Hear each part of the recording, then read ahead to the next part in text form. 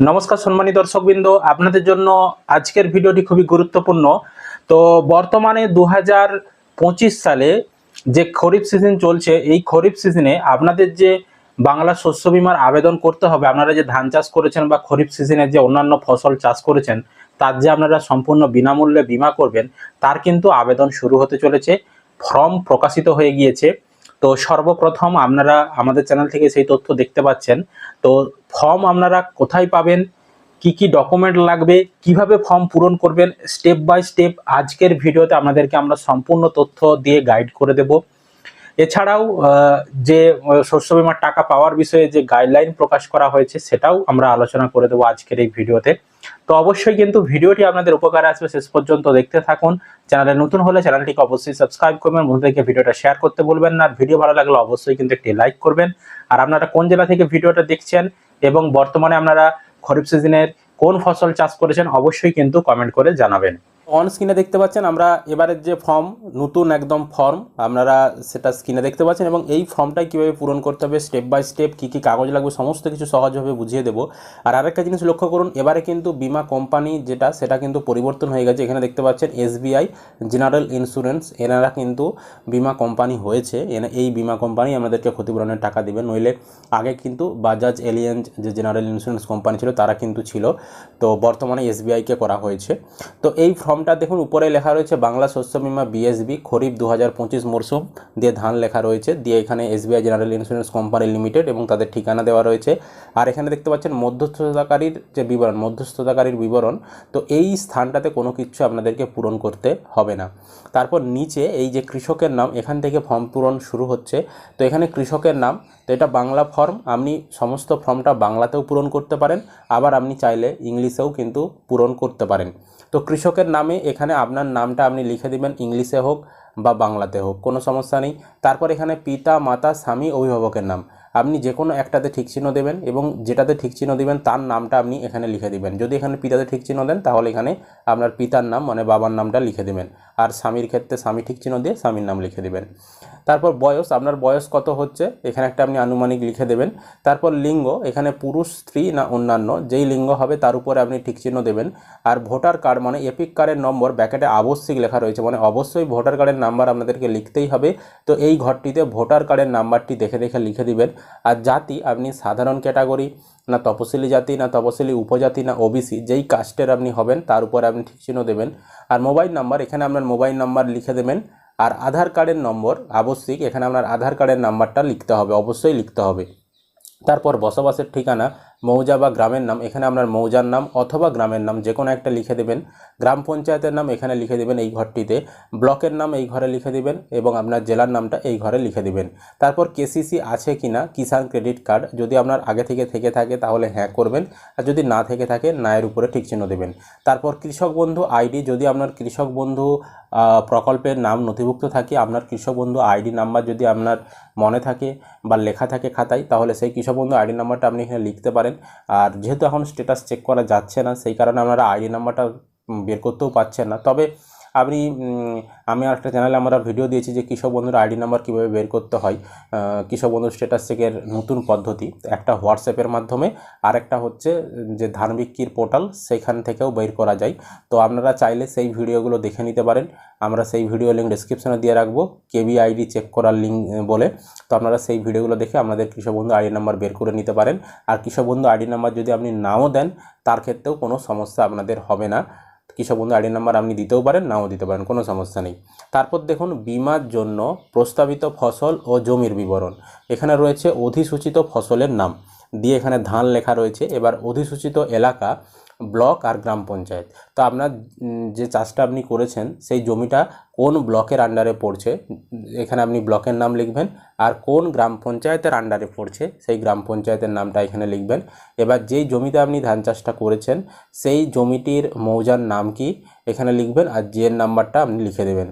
তারপর খতিয়ান নাম্বার, আপনার যে রেকর্ড রয়েছে সেখানে যে খতিয়ান নাম্বার লেখা রয়েছে, আপনি যেই জমিতে চাষ করছেন সেই খতিয়ান নাম্বারটা লিখবেন। দাগ নাম্বার লিখবেন, অনেকগুলি দাগ নাম্বার হলে যতগুলো ধরে কমা দিয়ে দিয়ে লিখে দিবেন।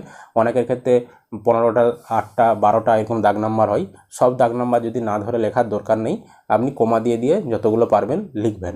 তারপর বিমার জন্য প্রস্তাবিত এলাকা একরে, আপনার জমিটা একরে কত সেটা আপনার রেকর্ডেই লেখা রয়েছে, সেটা আপনি এখানে লিখে দেবেন।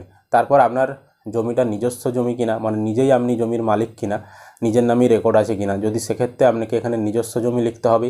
যদি আপনি ভাগ চাষি হয়ে থাকেন, লোকের জমি ভাগে চাষ করছেন, তাহলে ভাগ চাষি লিখবেন।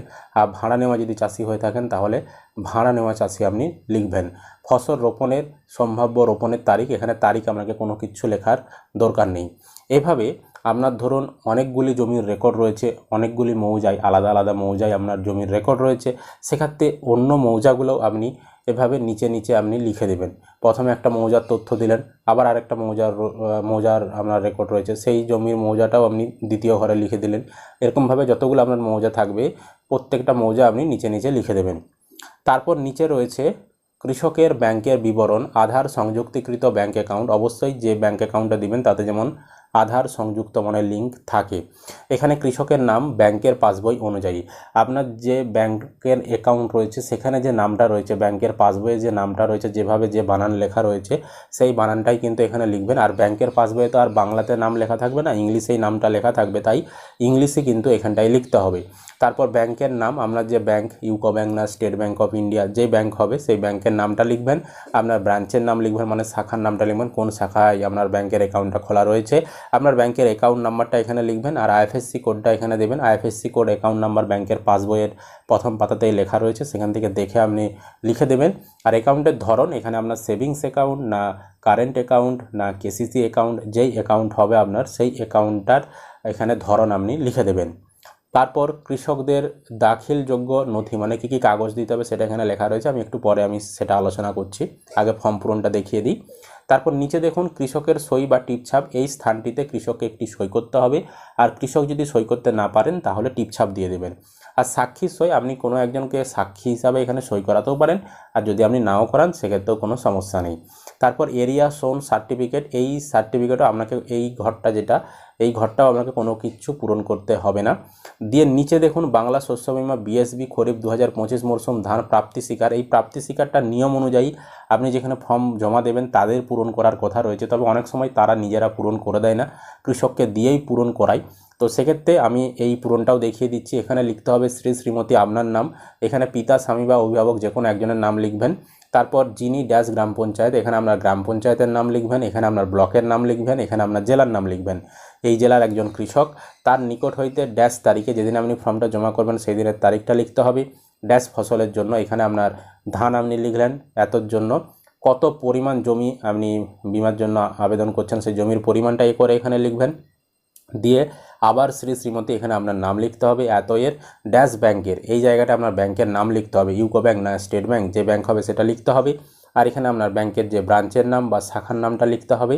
আর অ্যাকাউন্ট নাম্বার হলো এই ঘরটিতে আপনাকে আপনার ব্যাংকের যে অ্যাকাউন্ট নাম্বার সেই অ্যাকাউন্ট নাম্বারটা লিখতে হবে। তারপর মধ্যস্থতাকারীর নাম ঠিকানা এগুলো কোনো কিছু দেওয়ার দরকার নেই। এখানে আপনার কাছ থেকে যারা ফর্মটা জমা নেবে তারা কিন্তু এখানে সই করে বা তার একটা স্ট্যাম্প দিয়ে এই নিচের স্লিপটা কেটে আপনাকে কিন্তু দিয়ে দেবে। এবার দেখুন এই যে আপনি ফর্মটা পূরণ করছেন এর সঙ্গে আপনাদেরকে কি কি কাগজপত্র জমা করতে হবে। এর সঙ্গে বলা হয়েছে কেওয়াইসি নথি, ভোটার আইডি কার্ড, আধার কার্ড, মানে ভোটার কার্ডের জেরক্স, আধার কার্ডের জেরক্স জমা করতে হবে। আর অবশ্যই জেরক্সের নিচে আপনি একটা করে সই করে দিবেন, ভোটার কার্ডের নিচেও সই করে দিবেন জেরক্সে, আর আধার কার্ডের নিচেও কিন্তু সই করে দিবেন জেরক্সে।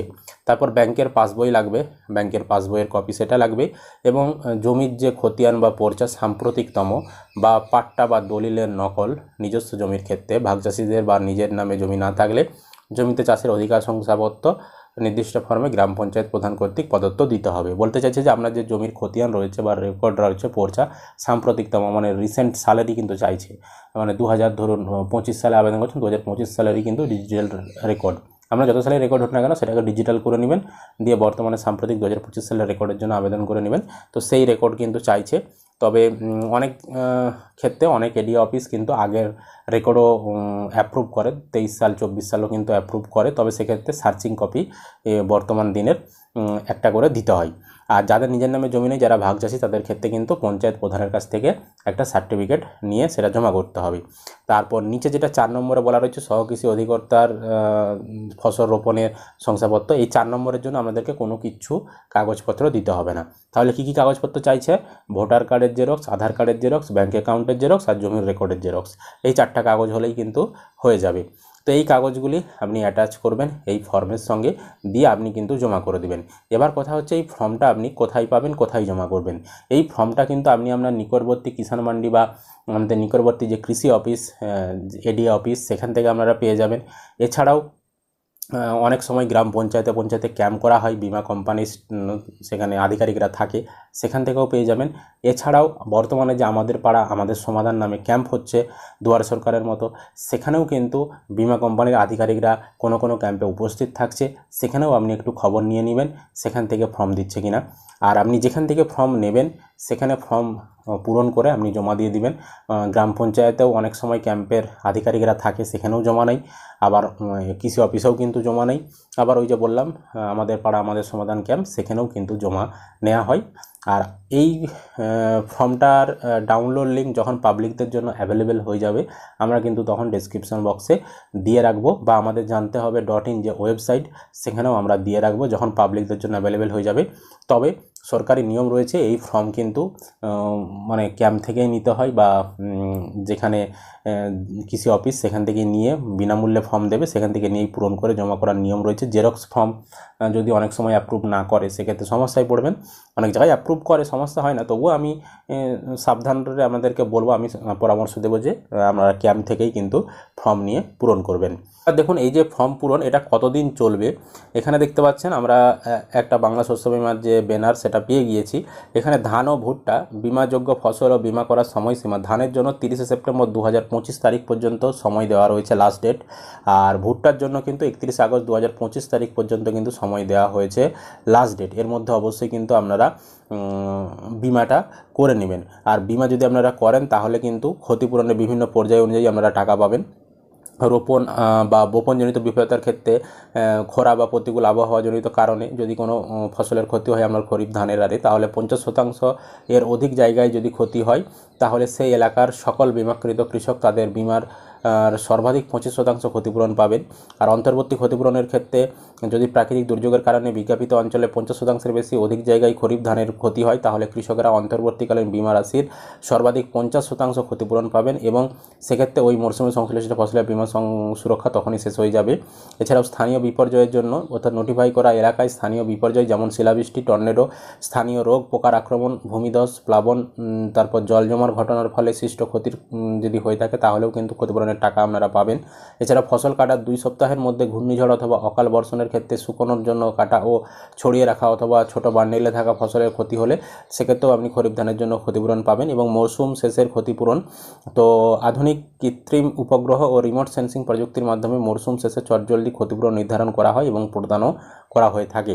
তো অবশ্যই কিন্তু বিনামূল্যে, এর জন্য কোনো টাকা আপনাদেরকে দিতে হবে না। দেখতেই পাচ্ছেন সম্পূর্ণ বিনা খরচে শস্য বিমা, আপনাদের সমস্ত প্রিমিয়াম রাজ্য সরকার বিমা কোম্পানিকে দিয়ে দেবে। সম্পূর্ণ বিনামূল্যে আপনারা ফর্ম পূরণ করুন, কাগজপত্র জমা করুন এবং আপনাদের ফসলের বিমা করে রাখুন। যদি কোনো দিনও আপনাদের ক্ষতি হয় পরবর্তী সময়ে বিভিন্ন প্রাকৃতিক কারণে, আপনারা কিন্তু ক্ষতিপূরণের টাকা আপনাদের ব্যাঙ্ক অ্যাকাউন্টে পেয়ে যাবেন। এর আগেও আমরা দেখেছি অনেক কৃষক কিন্তু এই ক্ষতিপূরণের টাকা তারা ব্যাঙ্ক অ্যাকাউন্টে পেয়েছে। এবার অনেকেই বলবেন আপনারা ক্ষতিপূরণের টাকা পাননি। তো দেখুন, এবার আপনি পাননি বা এতদিন পাননি, তো সামনের বছর যে পাবেন না তার কোনো তো গ্যারান্টি নেই। তাই অবশ্যই যেহেতু বিনামূল্যে করা যাচ্ছে, শুধুমাত্র ওই জেরক্স করতে যেটুকু খরচা, তো অবশ্যই আপনারা একটু মানে আমি পজিটিভই বলবো যে আপনারা করে রাখুন। আপনারা পাবেন ক্ষতিপূরণ, কোনো না কোনো দিন অবশ্যই কিন্তু আপনারা ক্ষতিপূরণ পাবেন। আশা করি আপনারা ভিডিওটা বুঝতে পেরেছেন। অবশ্যই ভিডিওটি বেশি বেশি করে কৃষকদেরকে শেয়ার করে দিবেন। আর এই বাংলা শস্য বিমার জন্য কোনো টাকা আপনাদেরকে দিতে হবে না, সম্পূর্ণ বিনামূল্যে আপনারা এই বিমা করতে পারবেন। শুধুমাত্র ফর্ম জমা করবেন, তার সঙ্গে কাগজপত্র অ্যাটাচ করে জমা করলেই হবে, আপনাদের বিমা হয়ে গেল। সরকার আপনাদের হয়ে প্রিমিয়াম দিয়ে দেবে বিমা কোম্পানিকে। তাই সম্পূর্ণ বিনামূল্যে আপনারা বিমা করে নিন এবং এই ফর্মটি পূরণ করে আপনারা আপনাদের নিকটবর্তী যেখানে ক্যাম্প হবে সেখানেও জমা দিতে পারেন, অথবা আপনারা কৃষি অফিসে গিয়েও জমা করতে পারেন। বা অনেক সময় এই যে আমাদের পাড়া আমাদের সমাধান ক্যাম্প হচ্ছে, এখানেও কিন্তু অনেক সময় জমা নেওয়া হয়, বিমা কোম্পানির আধিকারিকরা ওই ক্যাম্পেও উপস্থিত থাকে। তো ভিডিও ভালো লাগলে অবশ্যই কিন্তু একটি লাইক করে দিবেন। আর বেশি বেশি করে কিন্তু আবারও একবার বলছি, বন্ধুদেরকে ভিডিওটা শেয়ার করতে ভুলবেন না।